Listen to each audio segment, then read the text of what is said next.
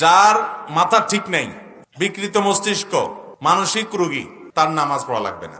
অতএব যদি কেউ মানসিক রোগী থাকেন তাদের নামাজ পড়া, আর বাকি যারা আছেন তারা যে বয়সেরই হোক, প্রাপ্তবয়স্ক হওয়ার পর থেকে মৃত্যুর আগ পর্যন্ত তাদের সবাইকে কি করতে হবে? নামাজ পড়তে। নবী করিম সাল্লাল্লাহু আলাইহি ওয়াসাল্লামের জীবনের শেষ ওসিয়ত কি জানেন? সর্বশেষ কথা কি নবীজির জানেন? আসসালাহ আসসালাহ ওয়া মা মালাকাত আইমানুকুম।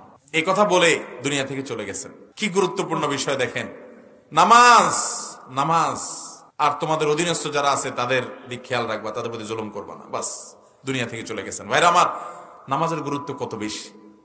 নবী সাল্লাল্লাহু আলাইহি ওয়াসাল্লামের জীবনের শেষ মুহূর্তে বারবার সেন্সলেস হয়ে যাচ্ছেন, অসুস্থ, মৃত্যুর আগ মুহূর্তে পানি দেওয়া হচ্ছে, একটু সেন্স আসতেছে, বলতেছেন নামাজ হয়েছে কিনা, জামাত হয়েছে কিনা। বারবার নিজে পায়ে হেঁটে তার ঘর থেকে মসজিদ কয়েক কদম দূরত্ব মাত্র, যেতে পারছিলেন না।